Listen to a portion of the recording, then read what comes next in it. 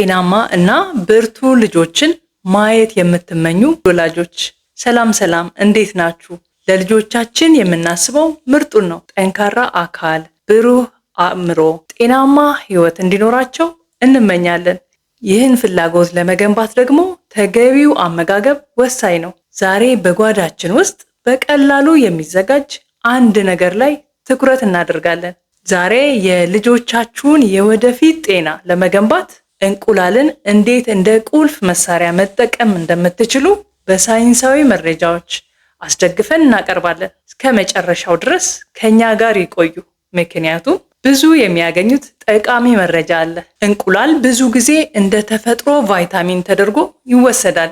ለምን መሰላችሁ? በአንድ ትንሽ እንቁላል ውስጥ ፕሮቲን፣ ቫይታሚኖች እንደ ቫይታሚን ኤ፣ ዲ፣ ቫይታሚን ኢ፣ ቫይታሚን ኬ፣ ቢ6 እና ቢ12 ከማዕድናት ደግሞ ብረት፣ ሴሊኒየም፣ ዚንክ እና ጤናማ ስቦችን በጥምረት ስለያዘ ነው። ለዚህም ነው ለታዳጊ ህፃናት በቀን አንድ እንቁላል ለ2 ጊዜ ተከፍሎ እንዲሰጥ የሚመከረው። ይህም ለአንድ ምገባ ግማሽ እንቁላል ያህል በቂ ሊሆን ይችላል። እንቁላል ለአጠቃላይ የህፃናት ጤና እና እድገት እጅግ ወሳኝ ነው። የህፃናት አካል ሁል ጊዜ በእድገት ላይ ነው። ሴሎቻቸው ያለማቋረጥ ይከፋፈላሉ፣ አዳዲስ ቲሹዎች ይፈጠራሉ፣ እንዲሁም ጡንቻዎቻቸው ይገነባሉ። ይህ ሁሉ ሂደት ደግሞ የፕሮቲን መገኘትን ይጠይቃል።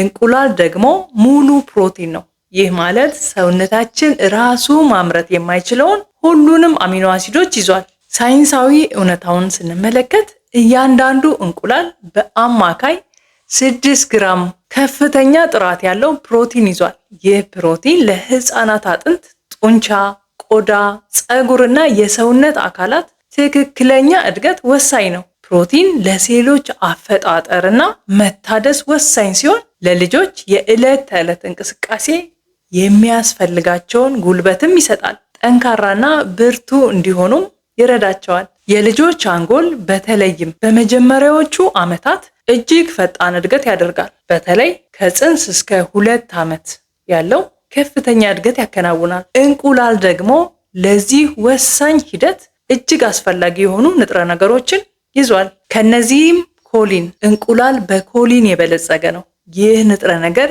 የአንጎል ሴሎች ሽፋን ወይንም ሜምብሬንስ ተብሎ የሚጠራውን ለመገንባት እና ለመጠገን ወሳኝ ነው። አንድ እንቁላል ብቻውን 100 ማይክሮግራም ኮሊን ይይዛል። ኮሊን ለመረዳት፣ ትውስታና የአንጎል መልእክት አስተላላፊዎች ወይንም ኒውሮትራንስሚተርስ ለትክክለኛ ስራቸው ወሳኝ ነው። ሌላኛው ኦሜጋ 3 ፋቲ አሲድ በተለይም DHA የተባለውን አይነት ይዟል። DHA የአንጎልን የግንዛቤ ችሎታ ወይንም ኮግኒቲቭ ፈንክሽን እና ትውስታን እንደሚያሻሽል በሳይንሳዊ መንገድ የተረጋገጠ ነው። በእንቁላል ውስጥ የሚገኘው ሌላኛው ቫይታሚን B12 ነው። ቫይታሚን B12 ወይም ኮባልሚን ተብሎ የሚጠራው ለህፃናት የነርቭ ስርዓት ጤና እና ለአንጎል ትክክለኛ ተግባር እጅግ አስፈላጊ ነው። የነርቭ ሴሎች ትክክለኛ ግንኙነት እንዲኖራቸው ይረዳል። እነዚህ ንጥረ ነገሮች ልጆች በትምህርታቸው ብቁ እንዲሆኑና የማስታወስ ችሎታቸው እንዲጎለብት ይረዳል። አሁን ልጆች ብዙ ጊዜያቸውን ስክሪን በማየት ያሳልፋሉ። ይህ ለአይናቸው ተጨማሪ ጥበቃ ያስፈልጋቸዋል። እንቁላል ጤናማ አይኖችን ለመጠበቅ ወሳኝ የሆኑ ሉቲን እና ዚአክሳንቲን የተባሉ ንጥረ ነገሮችን ይዟል። ሳይንሳዊ እውነታውን ስንመለከት የዩናይትድ ስቴትስ የበሽታ መቆጣጠሪያና መከላከያ ማዕከል ወይንም CDC ተብሎ የሚጠራው መረጃ እንደሚያሳየው ከ18 ዓመት በታች ከሆኑ ህፃናት መካከል ጉልህ ቁጥር የመለየት የአይን ችግር ይገጥማቸዋል። ሉታን እና ዚአክሳንቲን የአይን ሪቴና ከጎጂ የአልትራቫዮሌት ጨረሮችና ከከፍተኛ ብርሃን ጉዳት ለመጠበቅ ይረዳል። እነዚህ ንጥረ ነገሮች የእይታ ጥራትን በመጨመር የማኩላር ዲጀነሬሽን ስጋትን በመቀነስ እና የአይንን ጤና በመጠበቅ ህፃናት ብሩህ እይታ እንዲኖራቸው ያግዛል። ለታዳጊ ህፃናት ጠንካራ አጥንት መኖሩ መሰረታዊ ጠቀሜታ አለው። እንቁላል ለአጥንት ወሳኝ የሆነውን ቫይታሚን ዲ ይዟል። ሳይንሳዊ እውነታውን ስንመለከት ቫይታሚን ዲ ካልሲየም በአጥንት ውስጥ እንዲገባ እና እንዲሰራ በማድረግ የአጥንት ጥንካሬን ይጨምራል። ከቫይታሚን ዲ በተጨማሪ በእንቁላል ውስጥ የሚገኙት ዚንክ፣ ሉቲን እና ዚያክሳንቲን ለአጥንት ጤና አስተዋጽኦ ያደርጋሉ። ጥናቶች እንደሚያሳዩት እንቁላል በምግባቸው ውስጥ የሚካተትላቸው ህፃናት እንቁላል ከማይመገቡት ጋር ሲነጻጸሩ የተሻለ ቁመትና ክብደት አላቸው።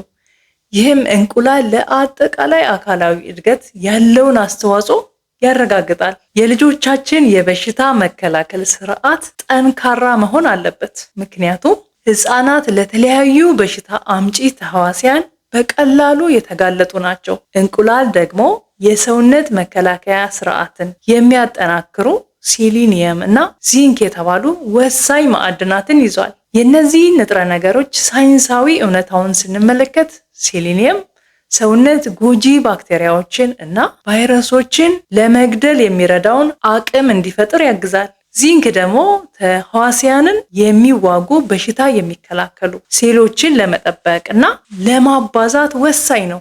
እነዚህ ንጥረ ነገሮች ህፃናት ለጉንፋን፣ ለኢንፌክሽኖች እና ለሌሎች በሽታዎች ያላቸው ተጋላጭነት ለመቀነስ ይረዳል። በተጨማሪም ጤናማና ንቁ ህይወት እንዲመሩ ያስችላቸዋል። እንቁላል የተሟላ የቫይታሚኖች ስብስብ የያዘ ምግብ ነው። በውስጡ ቫይታሚን ኤ፣ ቫይታሚን ዲ፣ ቫይታሚን ኬ፣ ቫይታሚን ኢ እንዲሁም ቫይታሚን ቢ6 እና ቢ12ን ይዟል። በተጨማሪም እንቁላል ፎሌት፣ ሪቦፍላቪን እና ኒያሲን የመሳሰሉ ጠቃሚ ንጥረ ነገሮችን ይዘዋል። እስኪ የእያንዳንዱን ቫይታሚን አስተዋጽኦ እንመልከት። ቫይታሚን ኤ ስንመለከት ለአይን ጤና፣ ለቆዳ እና ለበሽታ መከላከል ወሳኝ ነው። ቫይታሚን ዲ ስንመለከት ቀድሞም እንዳየነው ለአጥንት ጥንካሬና ለካልሲየም መስረግ ወሳኝ ነው። ቫይታሚን ቢ6 ስንመለከት የአንጎል እድገት እና የነርቭ ስርዓትን ለመደገፍ፣ ቫይታሚን ቢ12 ለደም ማነስ መከላከልና ለነርቭ ጤናና ለኃይል ምርት ወሳኝ ነው። ፎሌት ለደም ሴሎች መፈጠርና የነርቭ ስርዓት ጤናማ እድገት እንዲኖራቸው ትልቅ አስተዋጽኦ አለው። እነዚህ ሁሉ ቫይታሚኖች በህፃናት እድገት ውስጥ እርስ በእርስ በመደጋገፍ የሰውነት ስርዓቶች በትክክል እንዲሰሩ እና አጠቃላይ ጤናቸው እንዲጠበቅ ያግዛሉ። እንቁላል የጤነኛ ስቦች ሚዛናዊ ቅንብር ይዟል። እነዚህም ሳቹሬትድ እና አንሳቹሬትድ ስቦችን በትክክለኛው መጠን ይዞ በመገኘቱ ለሚያድጉ የህፃናት አካላት እጅግ በጣም ጥሩ ምግብ ያደርገዋል። ከመጠን በላይ ውፍረት መከላከል። በዓለም አቀፍ ደረጃ የህፃናት ከመጠን በላይ ውፍረት እየተባባሰ ባለበት በዚህ ወቅት እንቁላልን ያለ ውፍረት ስጋት ለህፃናት መስጠት ይቻላል። የእንቁላል የኮሌስትሮል ይዘት እውነታን ስንመለከት ብዙ ወላጆች ስለ እንቁላል ኮሌስትሮል ሊያሳስባቸው ይችላል። ይሁን እንጂ ሳይንሳዊ ጥናቶች እንደሚያሳዩት እንቁላል አነስተኛ ጎጂ ኮሌስትሮል ወይንም ሎ ዴንሲቲ ሊፖፕሮቲን የሚባለውን ይዟል ወይም ኤልዲኤል ያለው ሲሆን እንዲያውም ጥሩ ኮሌስትሮል ወይንም ሃይ ዴንሲቲ ሊፖፕሮቲን የሚባለውን እንዲጨምር ይረዳል። እንቁላልን ሲያበስሉ ማድረግ ያለቦትን ጥንቃቄ እንነጋገር። እንቁላል በሚያበስሉበት ጊዜ እንደ ቂቤ የመሳሰሉ ተጨማሪ የእንስሳት ስቦች ከመጨመር ይቆጠቡ። በምትኩ የወይራ ዘይት ወይንም የእጽዋት ዘይት መጠቀም የተሻለ ነው። የህፃናት የምግብ መፈጨት ስርዓት አካል ገና በእድገት ላይ ስለሆነ በቀላሉ የሚፈጩ ምግቦች ለእነሱ በጣም አስፈላጊ ናቸው። እንቁላል ትክክለኛ የስብ ሚዛን ስላለው ለህፃናት የምግብ መፈጨትን ያሻሽላል። እንቁላልን በልጆ ምግብ ውስጥ ማካተት የጥጋብ ስሜትን ያበረታታል።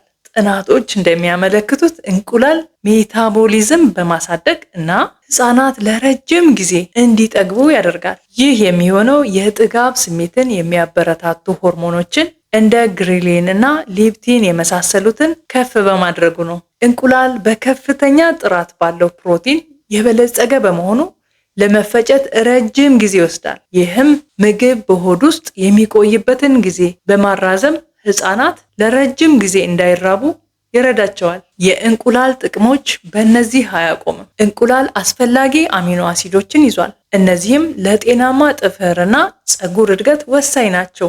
አነስተኛ የስኳር ይዘት ስላለው አንድ መካከለኛ መጠን ያለው እንቁላል በጣም ዝቅተኛ የስኳር ይዘት አለው፣ ወደ 0.3 ግራም ካርቦሃይድሬት ብቻ። ይህ ማለት በደም ውስጥ ያለውን የስኳር መጠን ሳይጨምር ህፃናት የተረጋጋ ጉልበት እንዲያገኙ ይረዳል። ጣፋጭ ምግቦችን ቀነስ አድርገው ለመስጠት እየሞከሩ ከሆነ እንቁላል በጣም ጥሩና ጤናማ አማራጭ ነው። እንቁላል እጅግ ጠቃሚ ቢሆንም ልክ እንደ ማንኛውም ምግብ በትክክል መዘጋጀት እንዲሁም በመጠኑ መመገብ አስፈላጊ ነው። ምንም እንኳን እንቁላል ጠቃሚ ቢሆንም ከመጠን በላይ መመገብ በተለይ የልብ ችግር ላለባቸው ሰዎች ጉዳት ሊያስከትል ይችላል።